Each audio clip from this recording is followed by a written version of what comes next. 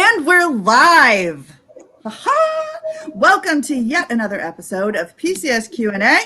I'm your host, MJ Boyce, the Director of Community Outreach here at PCS Grades. Boom. With me, as always, is the lovely Megan Harless, our resident PCS reform advocate, and oh, by the way, resident BA censored for little ears in your room because we love you. We've got a great show for you today. With us is Jessica Polig. She is an Army spouse who has recently completed, well, actually still sort of in the middle of her PPM Experience circa 2021. And we're going to dive deep with her. But before we get to her and to Megan with those DoD updates, we're going to go ahead and dive into those housekeeping items as we do every single week. Ready, set, here we go. All right, folks, we've got the answers. And if we don't have the answers, we know who does. And if we don't know either of those things, we're going to take your questions for action and get back to you with an answer. Speaking of questions, comments, concerns, shout outs, go ahead and leave those in the comment section below. The more engagement that we have and the more times that you engage, you could be entered to win some Hope Design Limited blingy bling bling. Yep, that's right. Shout out Lauren Hope. But yes, so on to the next thing. Yes. Comments, questions, concerns, shout outs, suggestions are cool too. LOL smiley faces are great, but they don't count towards an entry to win, people. Write it down. All right, next up, we bring you the experts. Experts like U.S. Transportation Command. By the way, they'll be on with us next week. Experts like the industry movers, the International Association of Movers. We've got military spouse employment advocates and military connected education advocates. Okay, we bring these experts to you because they're the source you can ask your question in real time.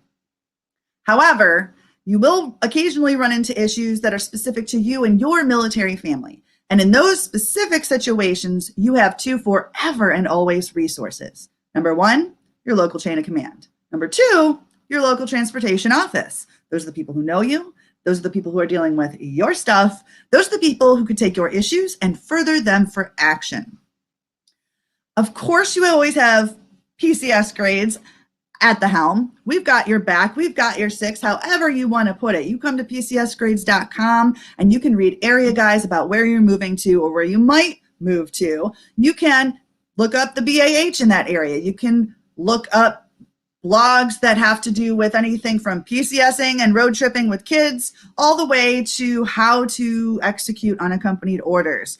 A to Z, we've got it on pcsgrades.com. Come check us out. Leave a review for your on-base housing, off-base housing, movers, schools, and more. But wait till the end because we've got a great episode for you today. And last, but certainly not least, and I'm modifying this every week, keep doing your part, people. We got to keep doing our part. We're this close. We don't know what it's going to look like in the fall, but we got to flatten that curve. And the more we flatten that curve, we flatten Murphy with it. Do you hear us, Murphy? We are coming for you, and we are this close. And with that, I'm going to hand it over to Megan for those DoD updates. Megan? Hey, everybody. So just a couple of things like we have every week. The first one is about our pets and our pet expenses when we PCS. All of our service relief organizations, Army Emergency Relief, the Navy Marine Corps Relief Society, the Air Force Aid Society, all of them have kind of come together and they each have their own policy now to kind of help with the PCS expenses. Some of them are a loan, some of them are a grant, and then we also have the SPCA that is also offering a military grant to families to help offset some of those expenses as well. So don't feel like you're going to go into major debt if you are PCSing with pets and you have to ship them from one location to another. We have things in place that can help with some of those costs and some of those expenses to make it a little easier to keep your pets with you when you PCS from one location to the other.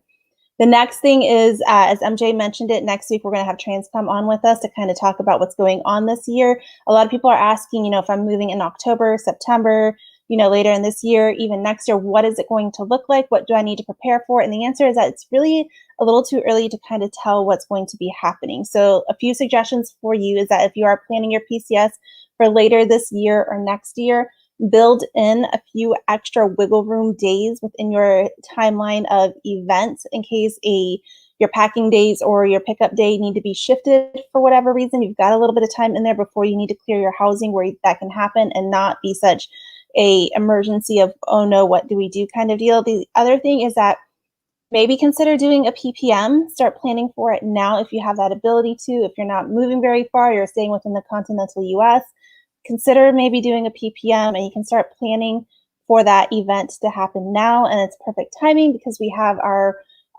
guest today, Jessica, who's going to talk about doing a PPM, who is just completed one and is now in her unpacking phase of PCSing.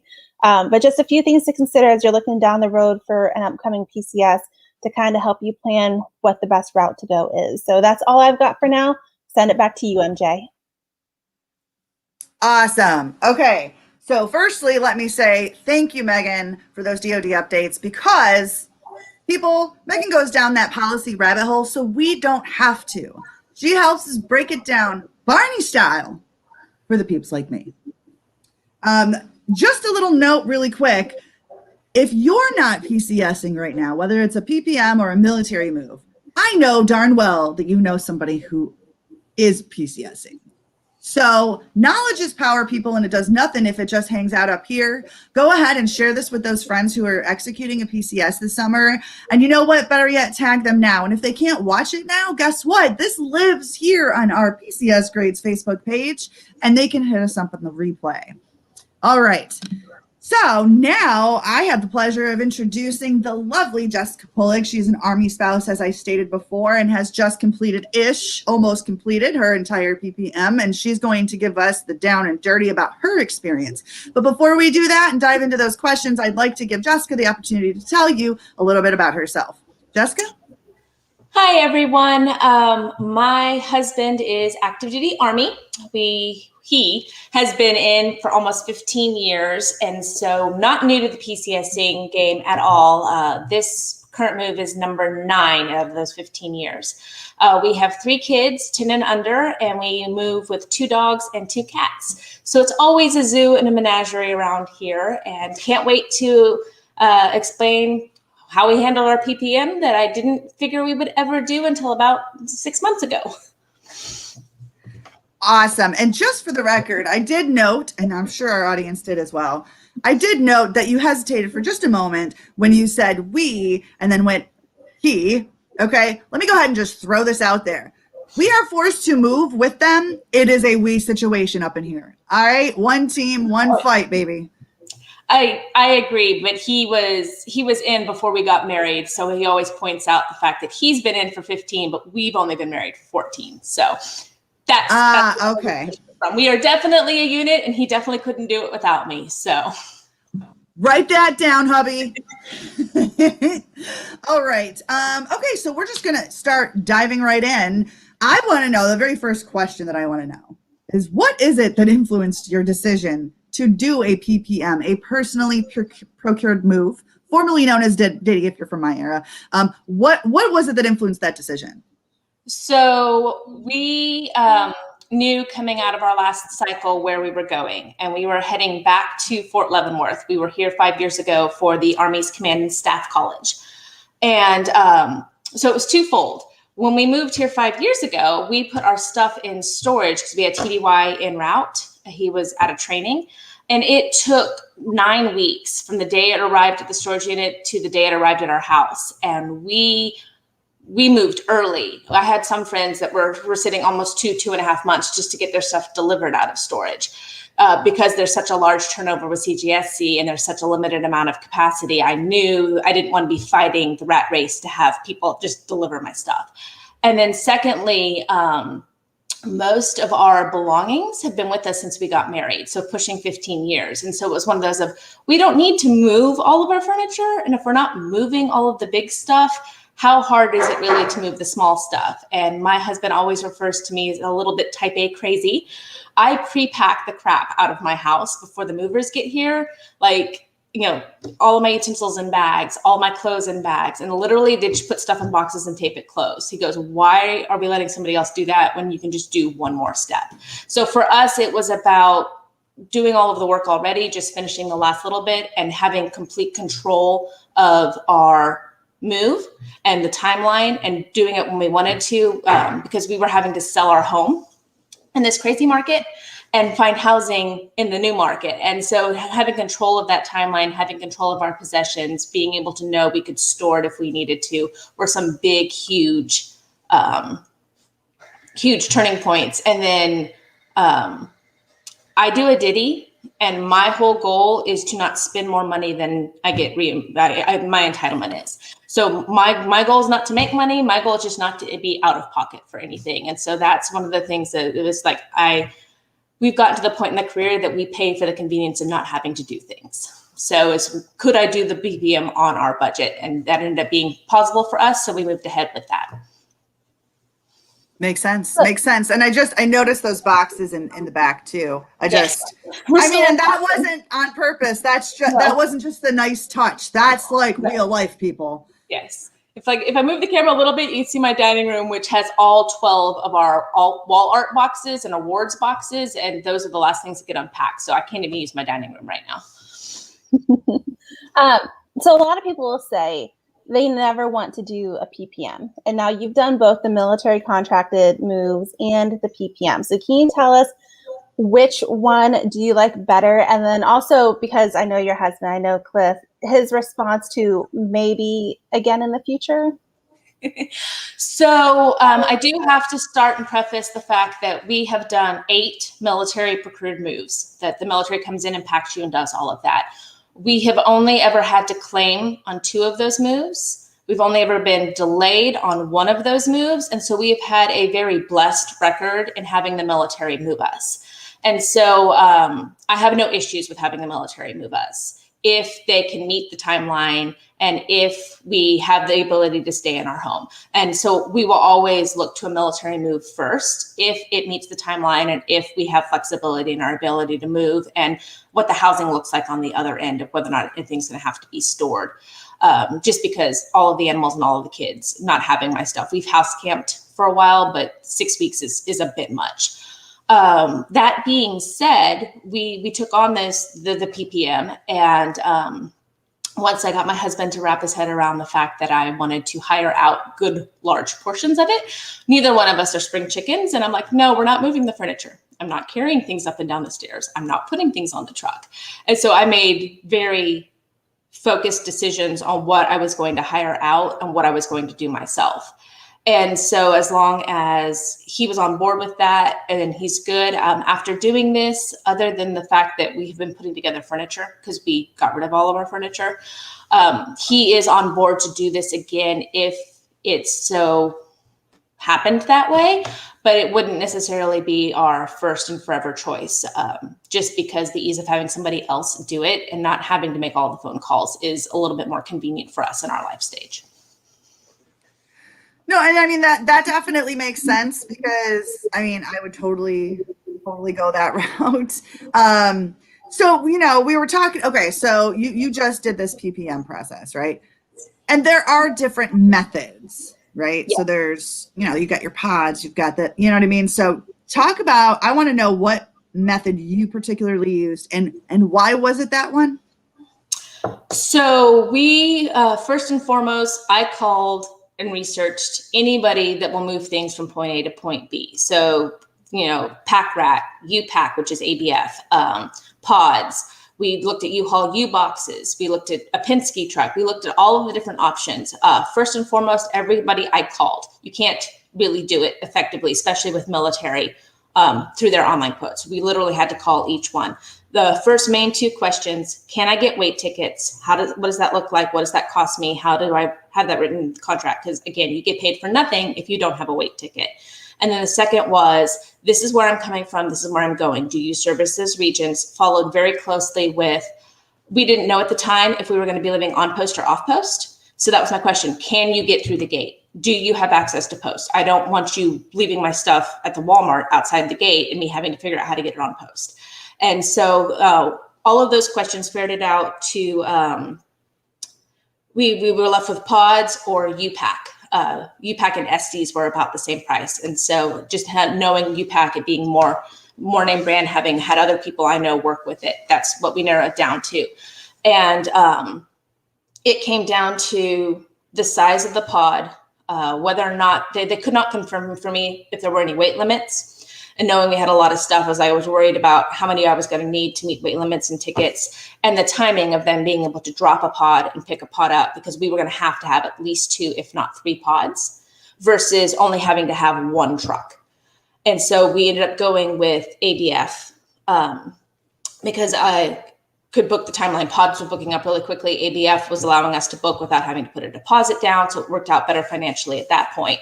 It's all in how much was that. And then ABF, I'm an engineer math brain. So ABF per the linear foot was cheaper than the pod per the linear foot. So ABF was going to end up being cheaper for us in the long run for how much space we were going to use. And then we settled on only using 1 truck, which that was the only time I panicked, was when the truck was delivered and I started looking at it and I'm like, oh yeah, it's 26 feet. This is what 26 feet looks like. And just so you know, technically, they're 28-foot long trucks. There's a bulkhead that goes on the back of it. And our people told us if you can't get the bulkhead to snap shut, you can technically have the last couple of feet. The bulkhead just has to be on the truck. So we use 27.5 and we're billed for 27.5 feet of a 28-foot, 26-foot ABF truck. So if we did it again in the future, we would have to have 2 trucks. So just a shout out on the math thing. First of all, math and me, not friends. Nope. Words are my friends. Math is awesome. So glad. But it just goes to show that some experiences that we have outside of the moving process actually play a factor in, and what we can use our skills that we have outside of the military life into what we're actually doing. And I love that. To be completely transparent, MJ, so I'm supposed to be a lot better at spatial relations and how much stuff. And we normally partial ditty, but we pull the largest, I think it's a 6x12 U-Haul trailer behind my husband's truck. And that's our family heirlooms, our first day camping box, all the things we need to be without our things for about a week, and stuff we don't want the movers moving that I can't replace. And so I kept making a pile as we were packing things of like, okay, this goes in the trailer, this goes in the trailer. About 6 p.m. on load day, when we were inching close to that 27 foot, and I'm looking at what's still left in the trailer thing, like, oh, that's not going to fit in the trailer. And my husband's like, no, and our bed's still upstairs. And I'm like, oh, we were taking the bed because it's a very expensive high-end Sleep Number adjustable bed. And I'm like, that's going to fill the trailer by itself. And then this is a whole nother trailer. And so we had a scramble moment about 2 weeks, but basically the day the truck left, about 2 weeks before we were moving, where we needed to get a much larger vehicle full of stuff to Missouri. And thankfully we were only coming from Fort Carson. So it's a long day, but it's an 8-hour drive. And so we had to scramble last minute because my spatial relations brain did not plan for it, and change our trailer in for a drive yourself U-Haul. Load up all of our stuff that we were moving ourselves into the U-Haul. And then we drove the U-Haul to Missouri. And then we flew back to pack up the rest of our house and basically move out. And so I've technically done both the U-Pack and the drive yourself U-Haul Penske truck in this move. But wow. Not because I wanted to, but because I can't add. Yeah. Noted.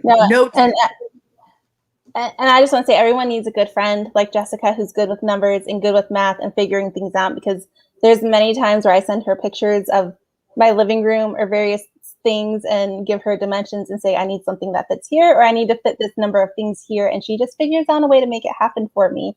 And I know that should the time come that I can get my husband to agree to do a PPM, it'll be Jessica. What truck and stuff do I need to help me out there? So doing a PPM, let's talk the packing piece of it, because with most PPMs, especially with the method you use, people will pack themselves. So how did you make this process of packing yourself be more cost effective? And what tips could you give others to help them with that packing process piece? So the fastest way to make a pack out less expensive is to pack yourself, not to hire a crew to pack, which is always an option if it fits in your budget. I packed our entire house, 4 bedrooms, 2,400 square feet. We move approximately 15,000 pounds every single move. And I packed, with the exception of like a handful of boxes that in a suitcase that my husband did, I packed the entire house myself. We knew in February that we were going to do PPM because we knew where we were going. We got hard orders in March. So I basically had 3 full months from the day we got hard orders to the day the truck drove away. And so I just started packing all the things you don't need. So like it was February. So I packed all the Christmas decorations, all the Halloween decorations, everything. Started with that first, did my inventory, packed all of that stuff up. And then we took all the wall art down off the wall. We packed all of that up and just things that we didn't use every single day. And that left us with the bedrooms, the kitchen, and all my husband's pro gear as kind of the last couple of things. And so it got kind of hairy the last 2 weeks because it's like, do you need this? Do you not need this? If you need it, you need to pack it in a suitcase because if not, I'm putting it in a box. And it went from packing, 3 or 4 boxes a day to packing nonstop for 4 or 5 hours. The part that I dreaded absolutely the most was packing the kitchen. I've never packed the kitchen. That's one of the things I'm always super impressed with the military movers is how efficiently they can pack a kitchen into 4 dish barrel boxes and call it a day. But ended up doing it all, lots of paper, lots of bubble wrap. I will say you hands down need a good tape gun. Like I have a Scotch, it's red tape gun so that I don't have to worry about where the end of the tape is. I don't have to worry about 2 hands trying to peel it off. My tape gun saved my life. And then I ordered what they call a room kit from U-Haul. So you can put in there, I think you can choose from like 2 to 3 bedroom or 4 to 5 bedroom, but it's all customizable. So if you choose the 4 to 5 bedroom, it'll show you the breakdown of boxes. And so I didn't need 7 wardrobe boxes because we were taking most of our clothes with us. So I took out a couple of wardrobe boxes, but I plussed up the medium boxes, which is most of what we packed in. I made sure that we had some extra large boxes for stuffed animals, linens, blankets, towels, all those kinds of things. We have quite an extensive book collection. So I added a whole bunch of book boxes, which are smaller and slightly off size. Yeah, I think it rivals Aaron's. But so I added book boxes, I added a couple of extra small boxes, and then they ship it to your door for free in 2 to 4 days. And so basically I had 7 boxes show up full of boxes. And I added the newsprint paper, the bubble wrap, basically anything and everything that they had. I did order 1 or 2 dish packs because I have a coffee mug and a ball. All the cups you get from all the balls, all your beer mugs and rocks glasses went into those. And then I got 1 for my Fiestaware plates. All the rest of it I packed in just normal boxes. And then we keep all of our original TV boxes, but you can get those from U-Haul as well. And the good thing about U-Haul is if you don't, they come folded down and they're cardboard together at the top of the flaps. If you don't cut the cardboard to flap the box down, it's considered unused and you can return it to U-Haul for a refund. So we ended up taking back like 7 or 8 boxes, about $25 worth of boxes went back before we moved. Score. Yep. Score. I'm just gonna keep saying, I will say this forever and ever and ever and ever. I've done all military moves. Okay. Just for the record, we did 1 partial because we were just driving from South Carolina to here in Virginia. And I'm sorry, my coffee pot is going to be strapped in the back seat with a seatbelt, mind you, because that's just the way I roll. But no, thank you. And I'm just going to echo what Stacy here said. Shout out, Stacy. Diddy is not for us. So I applaud those who can do it. I'm on board with you, Stacy, because here's the thing.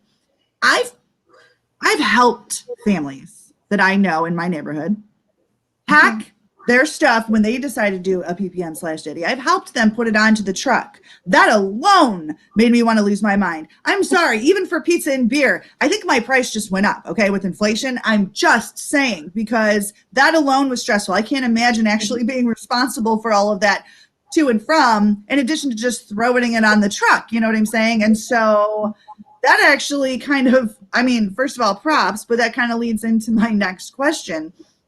So, your load day and unload day is obviously very, very different from what any experience with a military move, with the government moving us. So how did those military moves go for you? So load day for military moves in the past? I'm sorry. How did the load and unload day, Like, how did your now PPM load and unload day, how do they go for you as opposed to when the military does it themselves? So, ironically, so we hired a crew on both ends. And so in that aspect, it's not any different than if the military was here, other than the fact that I could see possibly them being a little bit like, for us, it's never a problem. We've always had awesome pack crews. We've had awesome load crews. We've had people that we've had conversations with, have listened to us, have let us look at things, count things, write things on boxes. And so these crews were exactly the same. It wasn't really that different, other than I was in charge of making sure that they showed up and that they got paid. That was kind of the main difference. What we did do is, so UPAC you schedule a day for them to drop the truck in your driveway or your street or wherever the heck they're putting it. And then you have up to 4 days before they have to come back and get it. You can have them pick it up earlier if it's loaded earlier. So we scheduled our crew to come the day after they were supposed to drop the truck. Last thing I wanted was a crew standing in my driveway with no truck, because I'm not paying them to stand around and look at each other. So I kind of struck out calling one or two of the local companies that pull up when you Google, because they were all super busy. It's packing season. They're all helping with capacity for the military moves. So UPAC ABF has a third-party site that they run. They coordinate with. I think it's moving staffers. U-Haul has the same kind of option on their site. You can basically request moving help.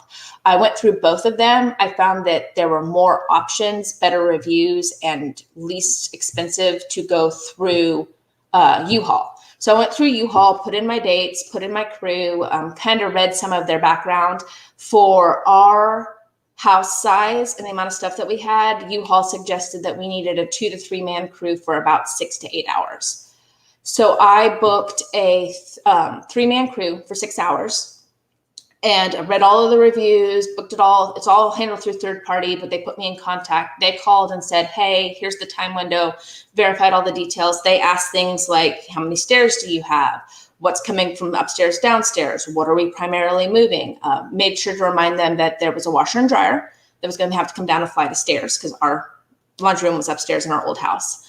That we were taking a garage fridge and a deep freeze. So there were some larger appliances, but that we sold all of our bedroom furniture, all of our dressers, all of our headboards, because we knew we were splitting our kids out. They were getting their own rooms. And so we knew that all that was going to be replaced. That's part of the reason why we chose to only take one truck. And so they walked through all of that. They said, fine. They showed up the morning after the truck got there. Within 15 minutes of 8 o'clock, they were like, we'll be there between 8 and 9. They were there by 8:15. Very apologetic, because they only had 2 people, not 3 people. But they're like, well, we'll figure it out. So they ended up being there for 8 hours. And literally, they took everything out of the basement, everything on the second floor, brought everything down to the garage, and then just started playing Tetris. I mean, they do this for a living. So I was there making sure I approved the way that they were packing, but they literally put everything on the truck. So it was a wall of boxes, a wall of stuff. And then they started working in the washer and dryer and some of the furniture and all of that, and playing Tetris and what could take weight and what could not take weight. Reference to that, I bought furniture blankets off of Amazon. If you have enough lead time, they're like $4 or $5 a piece. Could find some at Walmart, but they're kind of hard to find during moving season. I also bought the large rubber bands that go around the furniture blankets to keep them to the furniture. It works a little bit more efficiently than tape, in my opinion. And then we bought a whole bunch of ratchet strap sets from Lowe's, because you do a couple of feet of the truck, you ratchet it in so it doesn't shift. You do a couple more feet of the truck, you ratchet it in so it doesn't shift. And so all of my furniture was wrapped in blankets before they got there. And they're like, this is great. We don't have to worry about scratching it. It's a little bit better protected. But it took them a full 8 hours with 2 different dollies, 2 guys. And I had everything packed. They weren't waiting on me to load the truck all the way to the full, to complete. Bikes, grill, patio furniture, boxes, regular furniture, appliances, everything went on the truck. So that worked out really, really well. Just because they were there and we had hired them, we ended up feeding them lunch so that they didn't have to leave the property. And then same thing turned around on unload day. When we finally coordinated with the ABF that our truck was received, they didn't deliver Saturday, Sundays, or Mondays. And so they delivered our truck on a Tuesday. We scheduled our crew for Wednesday.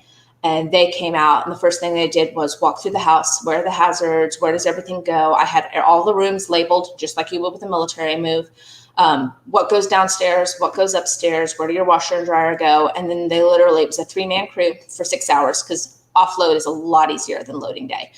And they just started taking things out, staging things in piles by where it went in the house, and then just started carrying things up and down the stairs. They hand carried all of our furniture up and down the stairs, and they carried all of the boxes down the stairs rather than dollying them down the stairs. So they didn't, we have a curved staircase, so they didn't scrape any of our walls, which we were really appreciative of. But they were a hardworking crew. We tipped them at the end, and they managed to get the entire truck unloaded and into our house and in place within 6 hours. Really? I mean, that's pretty impressive. 3 people, huh? Yep. That is, I would say that's pretty impressive. So 2 things. Firstly, side note, Megan, I see you eyeballing somebody over there in the background. That must be your husband. And if it is, shout out. Careful, we might make you go on camera. Yeah. Yeah. And then, but secondly, I'm gonna throw a shout out to Angela Atwood. Okay, so I'm not gonna cover. It's covering up Jessica's face, so I'm going to read it out loud. Shout out Angela. So Angela asked, when they pack up your belongings, can you have them move all of those boxes that they just packed up into one part of the house until it's picked up by the movers, or do we have to leave them in each room that they're packed? She said, we have some space in our house. We currently use as a play corner that's large enough and would be perfect to put all the boxes after they're done packing them up before the movers come. So, thoughts? So, assuming that Angela is talking about a military contracted move where their packers come in and pack our home, generally those packers will not move stuff from one room to another. Now, you could, at the end of the day, after everything gets labeled, move them yourselves to another room if you wanted to start cleaning out a room, wanted to start, repainting walls if you needed. If you're doing a PPM and you hired packers, that'd be something you would have to discuss with them if that's something that they would do. Again, if you do a PPM and you pack yourself, you can move those boxes wherever you want to go. But generally, packers don't move the boxes around. They pack them in the room. They will stack them against a wall in the room. But you could definitely take them and move them yourself to another room if you wanted to start cleaning up that space. Okay. And then also Courtney, shout out Courtney. And this is a good one because we get this a lot because there is a change in policy regarding this that our girl Megan here can break down. If they cause any damage to the home, are they responsible for paying to have it fixed? So again, on a military contracted move, yes. Your TSP is responsible for damage caused to your home. If your dresser scrapes against your wall as they're carrying it out, your TSP is responsible for that. I'll let Jessica answer in regards to your crew. If they were carrying stuff out of the home, would UPAC then be responsible for that piece? So not UPAC, because UPAC does not provide the crew. If you hire a crew, you need to read your contract with the company that you're hiring the crew. When I hired the crews through U-Haul, it was part of the contract that their information, because it's a third party. So U-Haul gives you the site, but you're booking with a different company. What U-Haul does for your protection is they book and set you the appointment with the company, but you pay U-Haul. And then when they are done with their job, you actually have to give the company a 6-digit code that only U-Haul knows. And then that's the code that they log into their system and give to U-Haul. And then at that point, U-Haul will release payment. And so part of the contract was they had to take, the load crew had to take pictures of the load. We had to verbally agree that we were happy with how the load was loaded. And then we had to walk through the house with the crew and make sure that the house was in the correct condition, at which point we released the code and then the company got paid.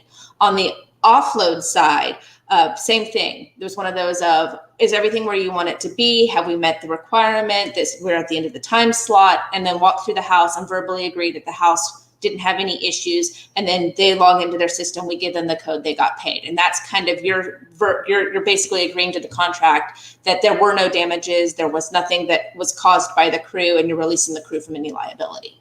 But it's all based on the contract you book with your crew. So why we're on this conversation about what do they cover or not cover, when using a system like this method of getting an ABF truck from U-Haul type of deal, do they offer you the ability to purchase additional insurance to cover any of your items or damage, or is that completely on you with your own private insurance? So ABF's contract states it has a cap. They only insure a trailer up to a certain amount, and I want to say it's $60,000. I don't really remember, but there's a cap on what the truck and whole is insured, and it only pays out if there's a catastrophic loss. So basically, it falls off a cliff, it burns to the ground, or it completely 100% the trailer goes missing and somebody stole the trailer. Anything else, if somebody runs into the trailer, if one or two items go missing. I'm not quite sure how water damage or mold or anything falls into that. It didn't read such the small print, but basically they capped it.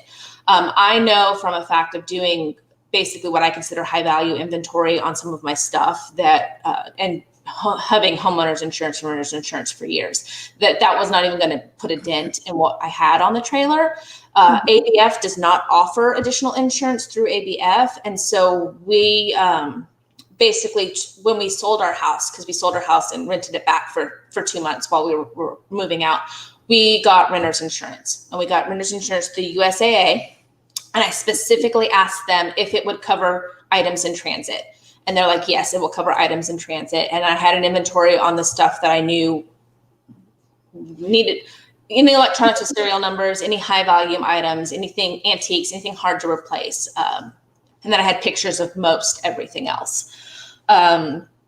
And so we just carried the renter's insurance for the 2 months we were in the house packing, for the basically the 3 weeks it was in transit and being held at the facility. And then once we offloaded it last week and basically verified everything was here, and we've opened most of the important boxes to make sure nothing was broken or damaged, we canceled our renter's insurance as of yesterday, since we are now back. We bought a house, so we now have homeowners. But the renter, you don't want to cancel the renters until you've made sure you're not going to file a claim, because if you cancel it, you can no longer file a claim. And if you moved it, you can't file a claim on your new homeowners because it wasn't in the home. Yeah, so two things that, not to sound like a broken record from what I normally say, but you hear it from Jessica now too, is one, don't cancel your renter's insurance. Keep that. Again, verify that the policy does cover in transit, that it does cover in storage, because if it's a policy that only covers at your actual location, then you do need to shop around for a new policy. But do not cancel your renter's insurance. And the second thing that she talked about is having your own inventory. So it's not just a, peace of mind for you. Well, it is a big peace of mind for you, but it's not just, for your own personal use. But as she discussed, should there be a catastrophic loss of some sort, something should be damaged, you've got your own record of what it is you own. And so doing a PPM, you don't have those big inventory forms that you would have from a military contracted move, but you have your own inventory. So if that pod, that ABF truck, that whatever it is goes missing, catches fire, gets damaged, whatever it may be, you've got your own record of what it is you have for your insurance. And you're not sitting there trying to remember, well, I think we had this, and I think we had that, and I think our TV was this. You've got it on record to be able to easily send that over to your insurance, so that way they can help process your claim and make that process go smoother. So you didn't just hear it from me, you also heard it from Jessica. Don't cancel your insurance and have your own inventory. My favorite part of the PPM is I could label the boxes any way I wanted to. Mm-hmm. And so if you look at some of the tops of my boxes, literally the whole top of the box is covered with literally everything that's in the box. And then the sides of the box are what room it's going to and kind of a general description of what's in it, whether or not it's top load, i.e. can't take any weight, whether or not it needs to stay in a certain direction and not turned on its side. So I had full control labeling the boxes. And then in addition to keeping all of my electronic serial numbers and manuals and having the list of, like, I have a Starbucks mug collection, so that's on my high value. I have all of this. Yes. I have a high value inventory for all of our barware. From all of our balls. I have a high value inventory because we have 250 board games. And I mean, some of those board games are $100, $200 a piece. And so it's a pricey collection. So in addition to that, anything that's not already on those inventories I maintain, because I wrote such a specific list of everything on the box, I have a picture of the top of all of the boxes. So if I don't have a picture of it in a cabinet or on a counter or listed on a paper, at least I have it somewhere that, yeah, I had a KitchenAid. Yes, I have an air fryer. Yes, I have an Instapot. And I can say, it's like, okay, this box went missing. This is everything that was in that box. So, but yeah, that was my type A control freak. That was my favorite part, is being able to label the boxes the way I wanted to label the boxes. And then, he's like, well, we need to find, what was it? The only thing we had trouble finding were the hoses to my washing machine. Mm-hmm. And that's because they were packed last minute, because I was letting let your washing machine air out 5 to 7 days. Let it air out. Disconnect it, let it drain, air it out.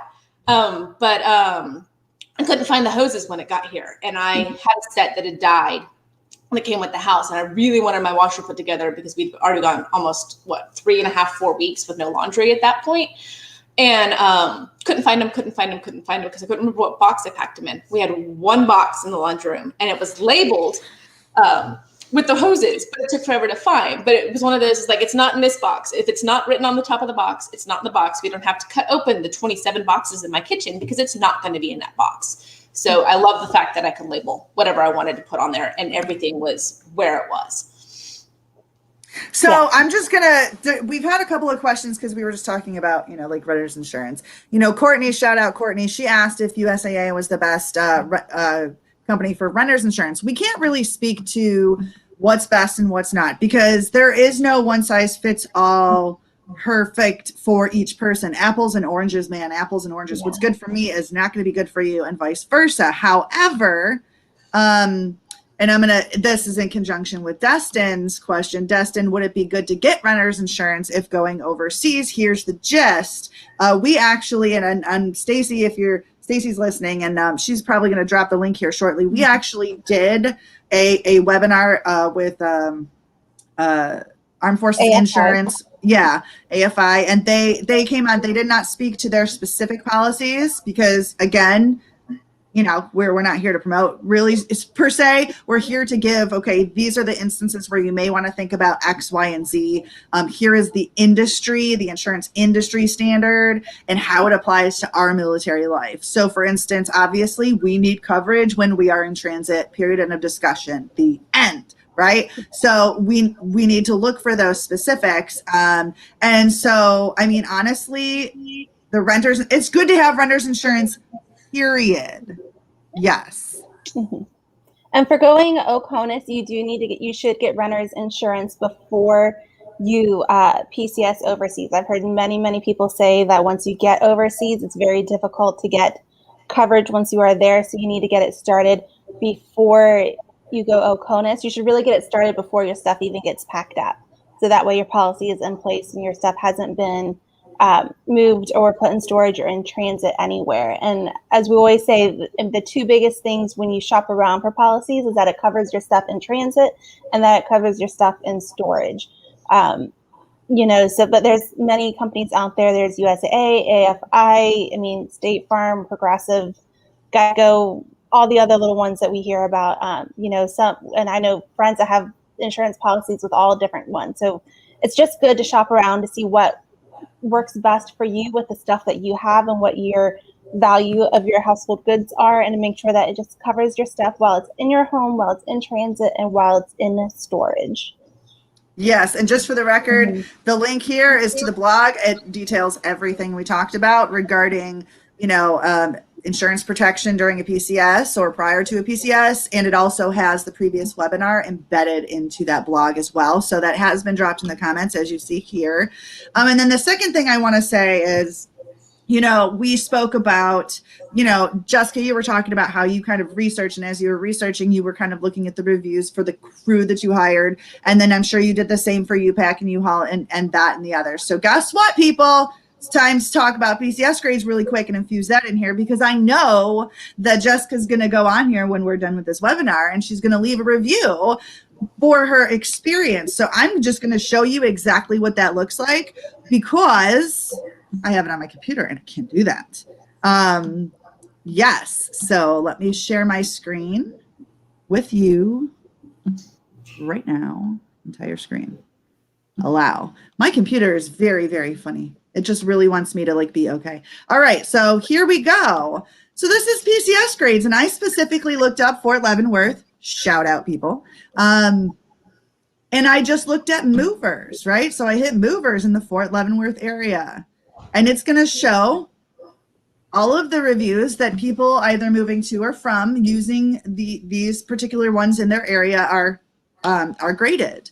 And your experience matters, because I can go into PCS grades. If I'm going to be facing a PPM situation, I'm going to want to know the who, what, when, where, and why of the people who are going to be touching my stuff.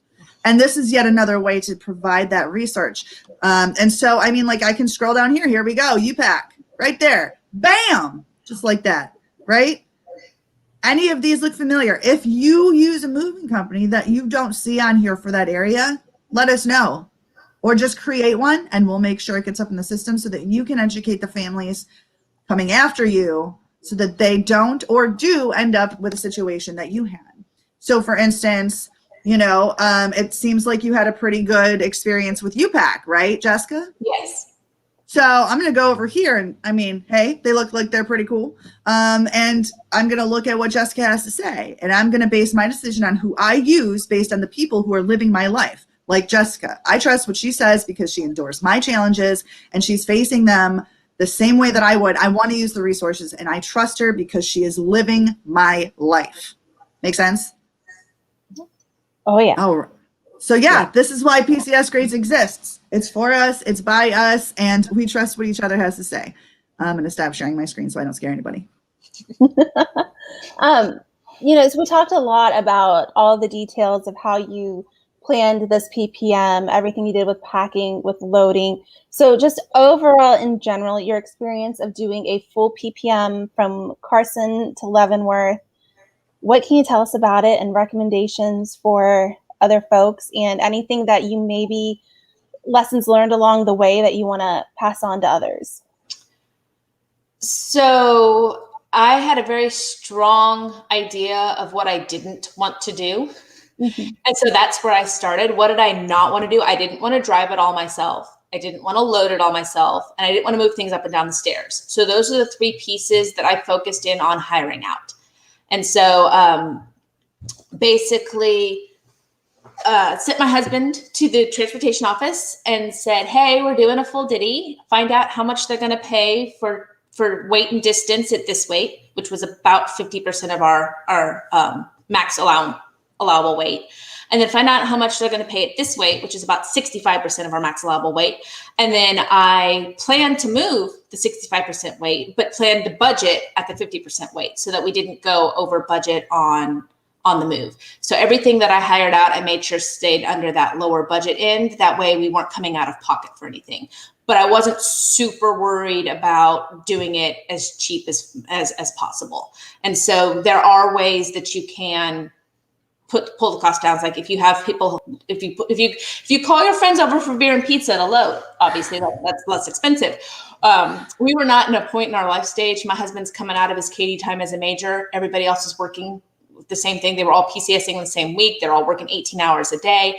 We get here, and the couple of buddies we have here are both coming off of foot surgery, so they weren't going to help us unload. So, I mean, anything you can do yourself, you can save expense on. I didn't feel like fighting a rat race where we were coming from to constantly scour to get boxes. And we were moving early enough in the PCS season that they weren't just readily available. There wasn't a lot of people in our neighborhood moving. We were one of the first ones to move. But you can get your boxes from lots of different sources where they weren't going to cost you anything. So there's ways to do it cheaper. I just didn't feel the need to do that with this move. I was trying for convenience and timeline more so than cost. The only part of the move that did not go quite according to plan is I wish I would have paid a little more attention to how the load crew was stacking up the very first 2 rows of all of our boxes. They basically cleared our basement out. And that is my husband's pro gear, our massive collection of books. I have quite a few, it's been years since I've done it, but I have quite a few scrapbooking supplies. And so paper gets heavy the larger the box that you put it in. And so the first 2 rows weren't stacked quite as well as they probably should have been. They probably should have put some of the heavier stuff and divided up into rows and not stacked. Note and point, do not stack your ABF truck from floor to ceiling because something will end up crushed. And what basically happened is we used a lot of the black and yellow tough boxes that you can get at like Lowe's and Sam's and stuff like that, that has most of all of my holiday decorations in it. And the boxes that were completely full with some padding on top that were stuffed well did fine. The boxes that were 75% or less full that only had padding basically got crushed because they were on the bottom of the pile and they could not support all of the weight of the books and the paper and everything above it. And I mean, I sent Megan pictures, but there was a tub inside the tub and basically the lids in 17 different pieces of plastic. And thankfully, most of my holiday decorations aren't fragile, aren't breakable. It's all squishable. So it's all fine except for one box of like fall decorations where everything is bent in half. But one box out of the 400 boxes that we move every single time is perfectly acceptable by me. I'll spend a couple $100 replacing the tubs as I reorganize the decorations and figure out what needs to be done. But so far, I lost 2 things I got at Hobby Lobby on clearance, and everything else came out unscathed. But yes, pay attention to how you're stacking. Don't stack so high, and don't put boxes and paper on the top level, no matter what they tell you. That's good advice. That's definitely good advice. Really quick question from Jared. Shout out, Jared. Shout out. Since you can use the government travel card on PCSing, does that also apply to Diddy costs as well? Yes, you can. You can use your government travel card for like your U-Haul truck rental. If you need to purchase boxes, packing paper, packing tape, you can use your government travel card for those expenses as well. Awesome. That's a good question. That's definitely a good question. Stacy, if you can hear me, can you? MJ, can I circle back around to that real quick? If you do use your government travel card, call and make sure, 1, they've turned it on, that it's in PCS mode, and 2, make sure you know what the limit is, because a lot of times they keep a very low credit limit, and so you need to have it raised for PCS or you won't be able to afford any of the things you're trying to book. We've run into that before. That's great tip there. Oh, and know what your billing address is, because you can't put gas in the car if you don't know your billing zip code.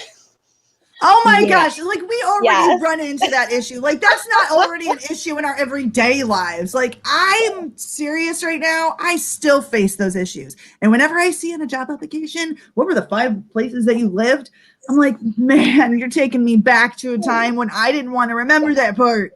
Yeah. And just in moving in general, don't change any of your billing information until after a week or half after you get to the new place, because it's one more thing you have to remember. And trust me, you will not remember it. My husband could barely remember what zip code we lived at for 3 years. And I was not about to change that when we moved.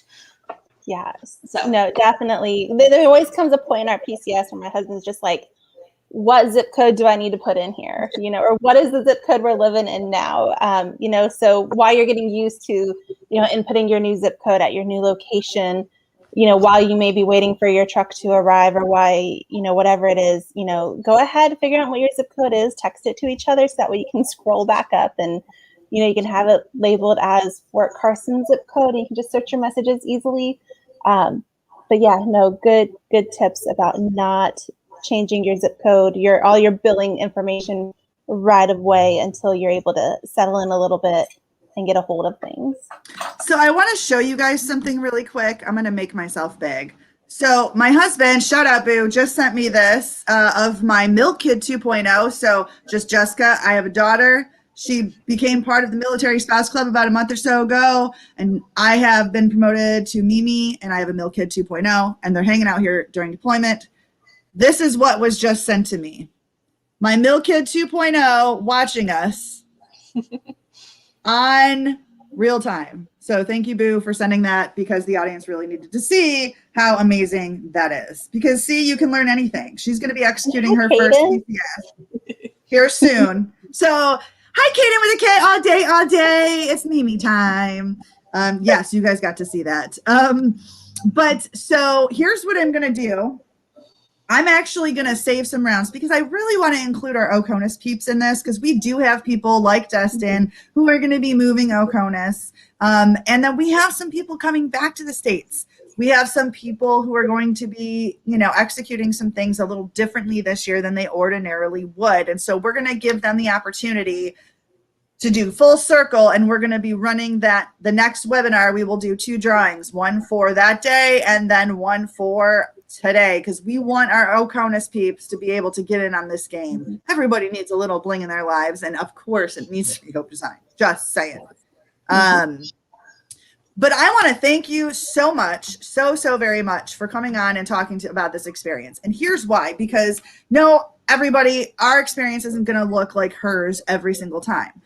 It's going to be different, but Jessica was able to give the real-time information as it stands right now, as she's live and in living color in it, so that we can, if she faced a challenge, maybe it's something that we are going to keep top of mind, like that wash machine situation. You know what I mean? That's a great tip, and you can take that to the bank.